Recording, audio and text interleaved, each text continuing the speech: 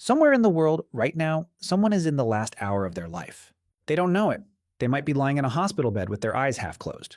They might be at home, in a quiet room, with someone they love holding their hand. They are not afraid. In most cases, by this point, they are not even fully aware. And here is the part almost nobody knows. Their body has already started. Long before the mind understands what is happening, the body begins a sequence so old it predates language, civilization, and almost every conscious thought a human has ever had. It is not chaos. It is not random. It is a process. A quiet, biological, almost choreographed sequence that the body performs in nearly the same way for nearly everyone, across nearly every culture on Earth. For most of human history, we had no idea what that sequence was. We invented gods to explain it. We built religions around it. We feared it in the dark. But in the last few decades, doctors, nurses, and neuroscientists have studied dying humans more closely than at any point in history. And what they found is not what you'd expect. Let's go inside the final hour. 60 minutes out, the first sign appears and it's almost invisible. The dying person goes quiet, not because they have nothing to say, but because the brain is beginning to pull energy away from systems it no longer needs. Speech is expensive, so speech fades first. The voice slows, the words thin out. Many people simply stop talking. It looks like weakness. It isn't. It's conservation. The body is rationing fuel for the one event it has been preparing for since the day it was born. Around the same time, the breathing changes. It becomes slow, then shallow, then strange. The person takes a few deep breaths, then stops for several seconds, then starts again. Doctors call this Cheney-Stokes breathing, and families almost always notice it because it sounds alarming. There are long pauses. The chest goes still, then a sudden gasp. It can be hard to watch. But here's what the science tells us, and what every hospice nurse will tell you. The dying person is not suffering through this. They are usually far below the surface of awareness by now, in a state closer to deep sleep than to wakefulness. The body is breathing on autopilot, running an ancient brainstem program that needs no conscious mind to operate. Then, often, comes a sound that has frightened humans for thousands of years. A wet, rattling breath. People used to call it the death rattle, and for centuries they believed it was the soul struggling to leave the body. It's not. It's simply saliva and fluid collecting in the throat because the person can no longer swallow or cough. It sounds distressing, but the person making it feels nothing. The reflex that would normally clear the throat has gone quiet along with everything else. There is one sense, though, that refuses to switch off. For decades, doctors assumed that as the body shut down, all the senses faded together. Sight goes early. Touch dulls. But in 2020, researchers at the University of British Columbia tested the hearing of dying patients in their final hours, measuring their brain's response to sound. What they found stunned even the people running the study. The dying brain was still responding to sound, still distinguishing one tone from another, even in patients who were completely unresponsive, who hadn't moved or spoken in hours. Hearing, it turns out, may be the very last sense to leave us. This is why hospice nurses tell families the same thing again and again. Keep talking. Say the things you need to say. Even if there's no response, even if the eyes are closed and the breathing has slowed, your voice may still be reaching someone on the other side of that silence. The last thing a dying person experiences may be the sound of someone who loves them, telling them it's all right to go. Now the body starts shutting down from the outside in. Blood is precious and the body knows it. So it begins pulling blood away from the hands and feet and skin and redirecting it inward toward the heart and the brain. The organs that matter most get fed last. This is why a dying person's hands and feet turn cool, then pale, then sometimes a faint blue or purple. The skin may become mottled, marked with patches like a slow tide pulling back from the shore.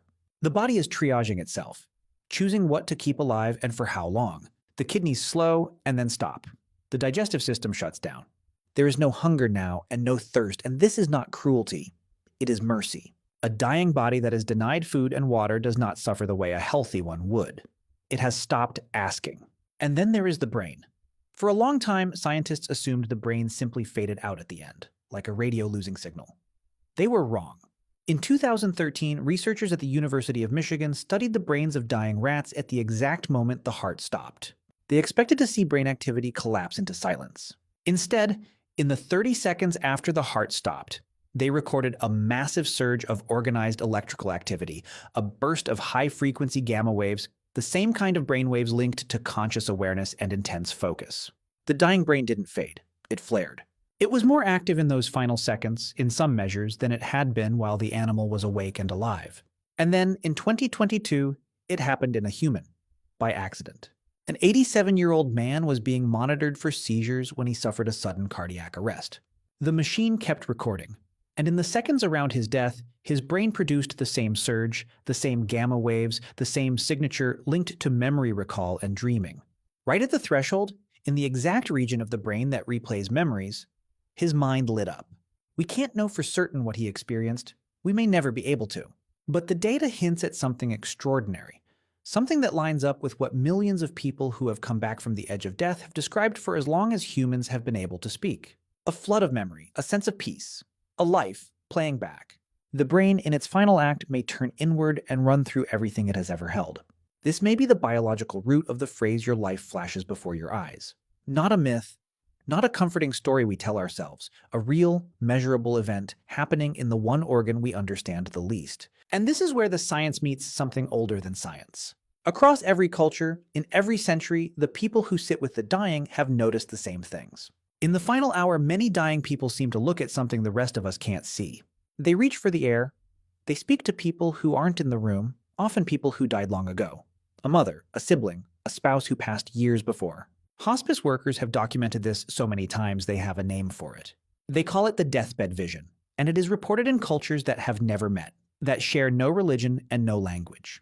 The skeptics say it is the dying brain misfiring, starved of oxygen, generating phantoms. They may be right, but here is what is harder to explain. The people who experience these visions are almost never afraid of them. They describe them as calm, as welcome, as a homecoming. Whatever is happening in that final hour, the body and the brain seem to be working together to make it gentle. And that may be the most surprising discovery of all. We spend our entire lives terrified of death. We organize religions around it, build philosophies to soften it, and lie awake at night feeling the cold edge of it. We are the only species on Earth that knows with full certainty that this hour is coming for us. But the hour itself, the actual final hour, appears to be one of the most peaceful processes the human body ever performs. The breathing slows. The pain signals fade. The body floods itself with its own chemistry. The brain pulls inward and, in its last moments, may give us back everything we ever loved, all at once. The fear lives in the anticipation. The dread is in the waiting, the years of knowing it's out there. The thing itself, when it finally comes, is quiet. Your ancestors knew this in a way we have forgotten. For 300,000 years, humans died at home, surrounded by the people who knew them. Death was not hidden behind hospital doors. It was witnessed. Children saw it, families sat with it. It was woven into the fabric of being alive. We have spent the last century pushing death as far out of sight as we possibly can.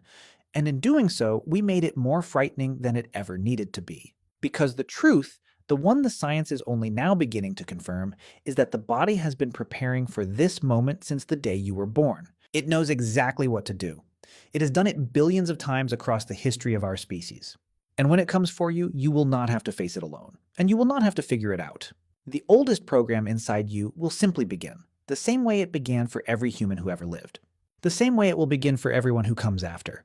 It is the one thing every single one of us will ever truly share. Human.